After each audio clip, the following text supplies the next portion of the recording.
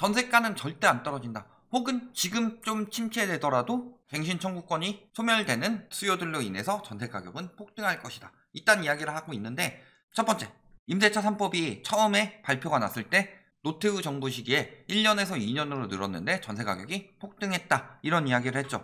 그러면은 그 2년 뒤에는 2년 계약 끝난 사람들로 인해서 전세 가격이 다시 폭등할 것이냐, 이 부분을 보도를 해줘야 되는데 보도를 안 해주죠. 그때 당시에 올리려고 하니까 그때만 비교해서 계속 이야기를 했죠. 그런데 노태우 정부 때 2년 지나고 계약 갱신 시기 때 전세 가격이 폭등을 했느냐? 아니요. 오히려 전보다 훨씬 더 안정됐습니다. 그런데 그때는 노태우 정부 비교해서 이야기를 하더니 왜 이번에는 노태우 정부랑 비교를 안 하느냐? 전문가들이 이렇게 말하고 있지만 노태우 정부 시기에도 1년에서 2년으로 늘어나기 직전에는 전세 가격이 급격히 올랐지만 갱신 시점에서는 전세 가격이 그렇게 오르지 않았다. 그래서 이번에도 같은 현상이 일어날 수 있을 것으로 풀이된다. 이런 기사는 왜 단 한 건도 눈을 씻고 찾아봐도 없냐. 그러면서 전세 가격 올리려고 계속 이딴 이야기하고 있죠.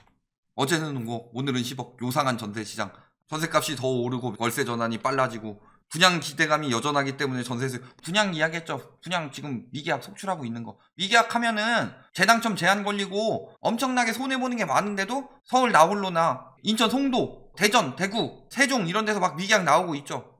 그러면서 계약갱신 청구권 만료 매물이 나온다면 상반기보다 전세 가격이 급격히 인상될 가능성, 그리고 입주 물량이 적어 전세가는 오를 수밖에 없는 상황이다. 올해 상반기에 지금 전세 가격 오르고 있어요. 금리 올라가면서 전세 가격 떨어지고 있죠. 전세 가격은 원래 실수요 가격이라서 거품이 끼기가 쉽지 않은데 전세자금 대출을 엄청나게 풀어주면서부터 거품이 끼기 시작했죠. 그러다가 이번에 저금리로 떨어지니까 월세 수요가 대거 전세 수요로 갈아탄 것도 있고, 그 다음에 대출 받기가 용이하니까 집주인이 올려달라고 하는데 올려줄 수 있는 여력이 되는 수요가 많으니까, 내가 못 올려주겠다고 버팅기면은 내가 올려서 들어가겠소 하는 사람들이 많으니까 수요가 늘어났으니까 전세 가격이 올라간 거죠. 그런데 지금 전세 수요가 늘었어요, 줄었어요? 전세 매물이 쌓이고 있죠. 그리고 전세 가격이 떨어지고 있죠. 그런데도 안 들어오고 있죠. 수요가 줄었어요. 왜 줄었어요? 금리가 올라가니까. 예전에는 80% 대출 받아도 부담되지 않던 이자 금액이 지금은 너무나도 부담이 되더라. 그런데 금리를 계속 올린다. 전세 가격 거품이 언제 꼈냐? 임대차 3법 때문에 낀 게 아니라 5월에 금리 인하 때부터 끼기 시작했죠. 그거 다 지표로 보여주는데도 언론에서 내는 곳 한 군데도 없다. 그러면서 우리 거 모니터링은 하겠죠? 뭐 물어뜯을 거 생기면? 그런데도 봤는데 물어뜯을 거 없으니까 우리 걸 왜곡하고 일부만 발췌해서 그것만 주장한다는 식으로 말하고 있는데, 부동산 상승론자 중에 지금도 폭등한다고 말하는 사람 중에서 지금 금리 인상의 위험성, 그 다음에 가계대출 터지는 거의 위험성, 바젤3 이런 거 설명하는 사람이 있어요? 여기부터가 전제가 틀렸다. 분양 기대감이 여전하다. 아니죠. 청약 경쟁률 떨어지고 미계약 속출하고 있죠. 그리고 분양 기대감 때문에 전세 수요가 늘어난다? 아니죠. 전세 사는 사람이 분양 신청하는 거예요. 수요가 늘어나요? 유지되는 거지. 그 다음에 입주 물량이 적다. 입주 물량이 조금 줄어드는 건 맞죠? 그래서 전세값이 오를 수밖에 없는 상황이다? 아니죠. 전세가 이미 떨어지고 있다. 왜? 입주 물량은 적은데 수요가 더 줄고 있으니까. 근데 이 사람들 딱 부동산 붙은 거 보면은 이해관계 달려있는 업자죠. 그러니까 올라간다고 이야기를 하려니까 다 가정이잖아요. 기대감이 여전하기 때문에 가정이죠. 전세 수요가 계속 있을 텐데 가정이죠. 입주 물량이 적어. 요거 하나만 빼고는 다 가정으로 이야기가 들어가고 있는데, 수요가 줄으니까 수요는 가정으로 이야기하고 공급은 확정적으로 이야기하죠. 반대로 분양가 상한제 시행되니까 앞으로 공급이 줄을 텐데 하면서 공급 부족 이야기를 했는데 공급이 줄었어요? 인허가가 줄었어요? 지금 2022년에 들어오는 입주 아파트들이 이번 정부에서 막아서 2022년에 입주 아파트가 적은 거예요? 말 같지도 않은 소리를 하고 있어. MB 정부에서는 그래도 공급을 늘리려고 했죠? 뭐 뉴타운이든 뭐든. 광명 시흥지구 인제 3기 신도시 하고 있는데 언제 다 취소됐어요. 공공공급이 시간이 오래 걸리기 때문에 공공공급을 전 정부에서 미리 공급을 해놔야 이번 정부에서 들어오는 거 아니에요. 그런데 이번 정부에서 공급 추진을 안 했다? 공급 추진 인허가 숫자 봐봐요. 공급을 했나 안 했나? 왜 지금도 공급 부족은 이번 정부 탓인 것처럼 이야기를 하고 있느냐? 규제정책을 쓰기 때문이에요. 규제정책을 쓰는 정부는 언론의 적이니까. 내가 지금 이번 정부를 좋아해서 하는 말이 아니다. 정부 못한 것도 많고 특히 금융정책 똑바로 못했다. 다만 규제정책이 들어가는 것은 집값을 잡기 위해서 필수적인데 규제정책 때문에 집값을 올랐다는 여론을 만들기 위해서, 그래서 앞으로 나중에 집값이 떨어지고 다시 오르는 시기에 어떤 정부에서 규제정책을 쓰든 간에 규제정책 쓰면 집값 오른다는 여론을 만들기 위해서, 그러면서 좌파 정부에서는 규제정책 쓴다. 김대중 전 대통령은 완화정책 썼고 노태우 전 대통령은 규제정책 썼어요. 그러면은 노태우 대통령은 유명한 빨갱이고 김대중 대통령은 수구 꼴통이에요? 자, 그리고 지금 전세가는 계속 오를 텐데 급전세에 늘어난 서울 전세값 휘청, 수천만 원 낮춘 계약 속출, 이런 거 다 뭐예요? 어제는 5억, 오늘은 10억 대는 갱신 청구 매물이에요? 아니죠. 수천만 원 낮춘 계약 속출이고 뭐예요? 실거래는 급전세 수준으로 가격을 떨어뜨려야 계약이 이루어지고 있는 게 맞다라고 중개업소에서 이야기를 한다. 어디에서? 목동에서. 전세값 지탱해준 전세자금 대출 제약이 생기면서 신규 유입 수요가 갈수록 줄어들고 있다. 어디서? 리센츠에서. 잠실. 학군지이고 강남 3구에서 이런 이야기가 나오고 있다. 강남 3구 중에서도 리센츠, 송파는 강남 3구 중에서 좀 떨어진다면서요. 송파 중에서 강남 나머지 2구랑 비빌만한 지역이 어디예요? 잠실, 한강권. 그래서 엘리트, 그 다음에 뭐 올림픽 선수촌, 그런 데가 떨어지고 있다는 건데, 이렇게 나오고 이렇게 나오고 이렇게 나오면은 얘네가 특수거래인 거지 전세가가 막 이렇게 올라갔다고 보기 어려운 거죠. 그래서 대출 규제 묶이고 전세값이 오르니까 재계약하는 경향도 많지만 종료 시 정상대로 올리려고 할 것이라고 하는데, 문제는 뭐예요? 전세가가 이렇게 올라가다가 지금 이렇게 떨어지고 있어요. 언제부터 올랐어요? 20년 5월부터 전세 가격이 폭등하기 시작했죠. 금리 인하 때문이죠. 계약 갱신 때문 아니죠. 그리고 언제부터 떨어지고 있어요?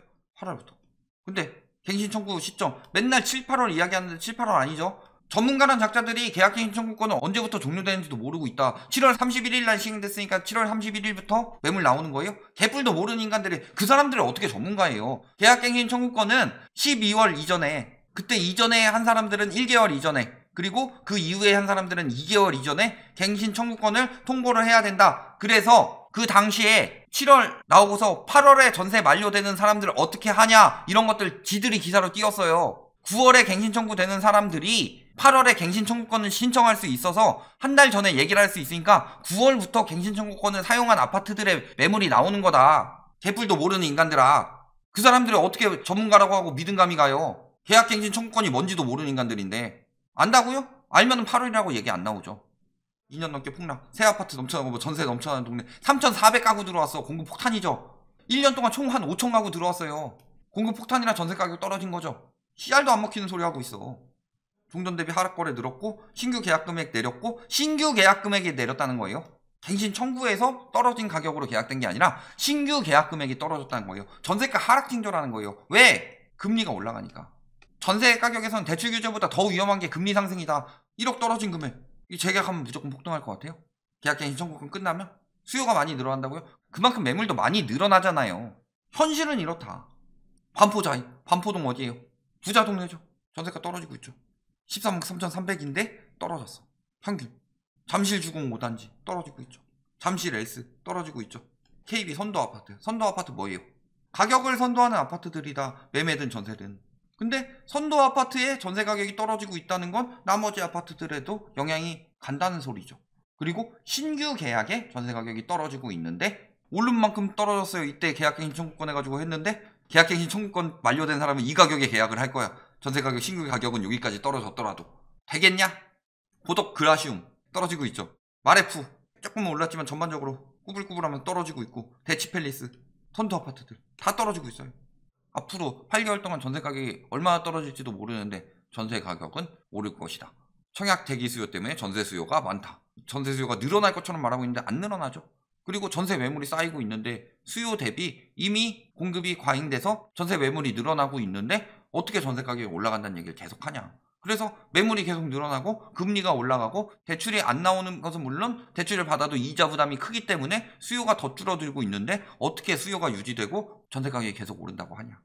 그래서 전세 가격 지수 변동률도 자 어떻게 떨어지고 있어요? 여기까지 하다가 쭉 떨어지고 있죠.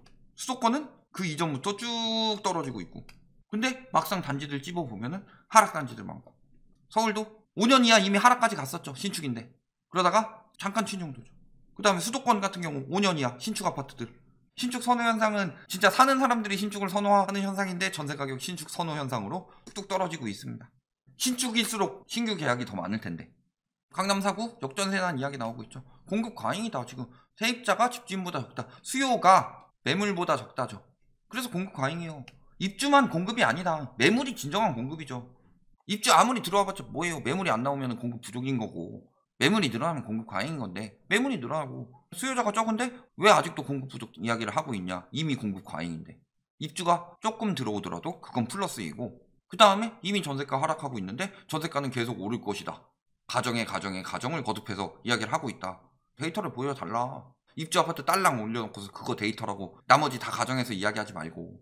한 달 사이에 1억 넘게 보증금을 내린 건물들이 잇따라 등장하고 있고 최근 한 달 사이 평수 가리지 않고 1억에서 1억 5천 빠진 느낌이다. 똘똘한 한 채가 있는 송파.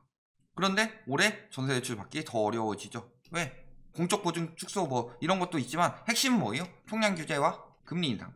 이게 핵심이다. 그런데 금리 더 인상한다고 하는데 우리나라 한 번밖에 안 올린대요. 말 같지도 않은 소리 하고 있죠.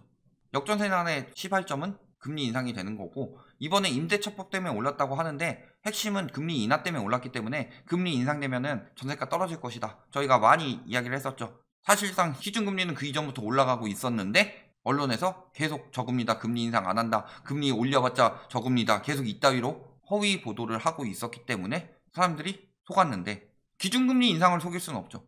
매매 거래 안 되고 매매 가격 떨어지고 전세 가격 떨어지고 있다. 이게 팩트죠.